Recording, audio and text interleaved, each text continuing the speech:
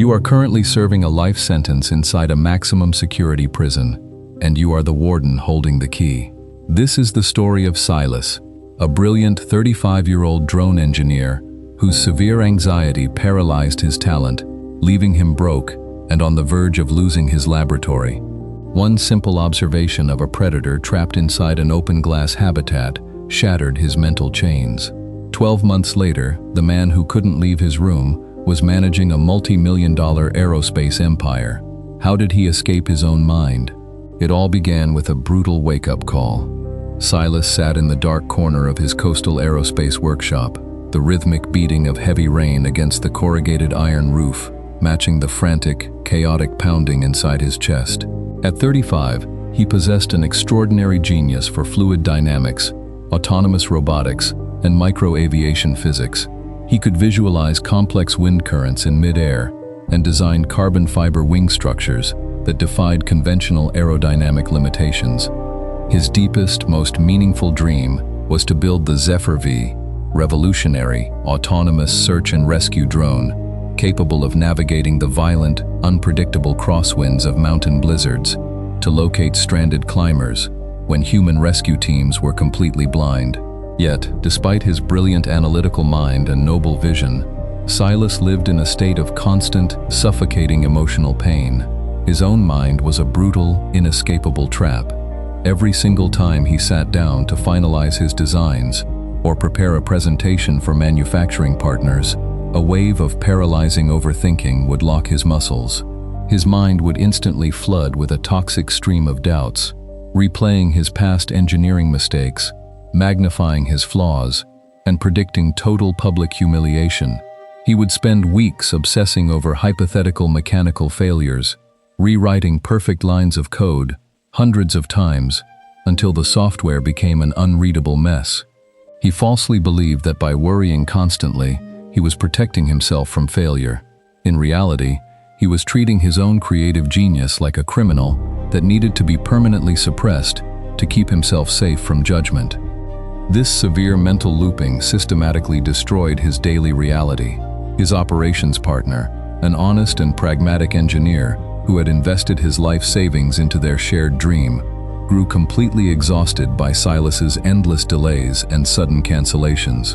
The catastrophic breaking point arrived on a stormy Tuesday morning during a high-stakes live demonstration for a major emergency response contract that would have secured their financial future.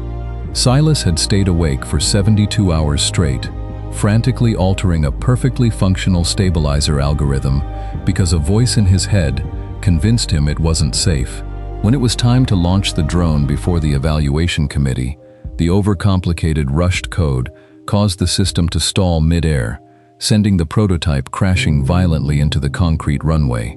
The investor stood up, shook his head with cold disappointment, and canceled all funding on the spot. His partner packed his tools that afternoon, looked at Silas with hollow eyes, and walked out of the building forever. Silas stood alone in the wreckage, his throat tightening as a violent panic attack left him gasping for air on the floor. He was completely broke, facing immediate eviction, and utterly broken in spirit.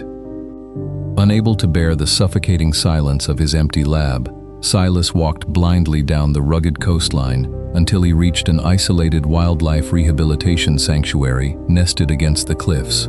There, a reclusive elder avian behaviorist named Clara was tending to a magnificent peregrine falcon. Silas stopped, watching in absolute fascination. The predatory bird sat perfectly still on a low wooden perch inside a wide, completely open-topped rock canyon enclosure.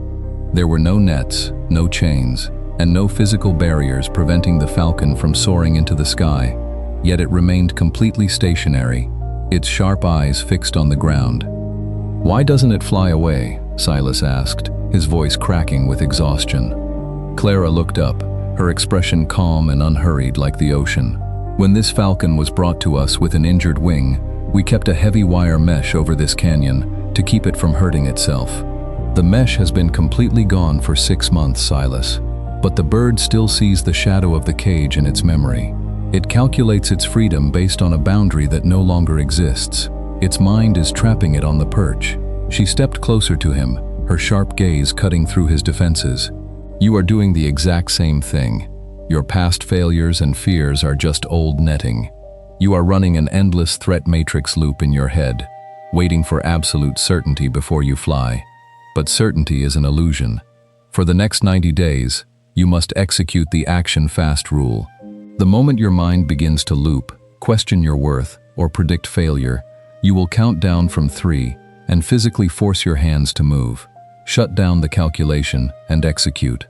The next morning, back at his workbench, the internal resistance was immense.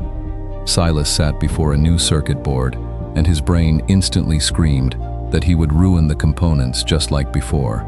A cold sweat broke out on his palms, and the old mental prison threatened to close. But he pictured the falcon on the perch. 3, 2, 1, he muttered aloud. He picked up the soldering iron and made the first connection. He didn't allow himself to look back or re-examine the weld. He forced a strict daily discipline, 6 hours of raw physical assembly every morning, with an absolute ban on checking his code more than once. Small signs of operational success began to populate his lab.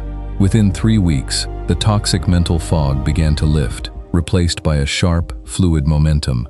He discovered that immediate physical action was the only true cure for anxiety. His confidence grew with every completed component. Then came the ultimate test. A massive, historic winter storm hit the mountain ridge just 5 miles north of his shop, trapping a team of rescue workers under a sudden avalanche.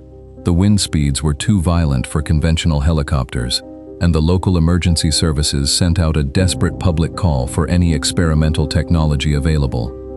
The old mental trap opened wide, screaming that his new prototype wasn't fully tested, that he would fail publicly, and that he should stay safe inside. Silas felt the familiar panic rising in his chest, but his mind was no longer a cage. It was an open canyon. 3, 2, 1. He slammed the launch switch. The Zephyr V screamed into the blinding snowstorm, fighting 90-mile-per-hour crosswinds with flawless, automated stability. Working strictly by instinct, Silas guided the drone through the whiteout conditions. 10 minutes later, the drone's thermal sensors cut through the snow, identifying the exact coordinates of the trapped rescue workers and dropping an emergency radio beacon that guided ground teams to their location. Every single life was saved. The breakthrough was explosive. The live footage of the rescue broadcasted globally, and within 48 hours, international aerospace consortiums flooded Silas's inbox with multi-million-dollar partnership offers.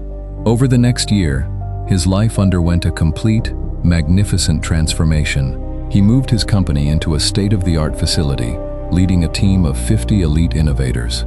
He was healthy, his posture was commanding, and his mind was a weapon of absolute clarity. He had finally stepped off the perch, realizing that the cage was never real. My friend, this story is not really about drones, falcons, or engineering.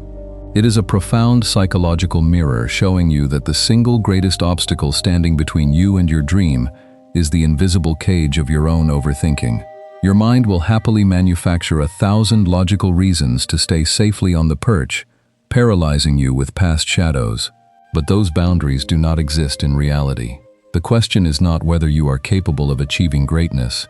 The question is whether you have the raw courage to count down from 3, shut off the loop, and finally fly. Step off the perch and begin.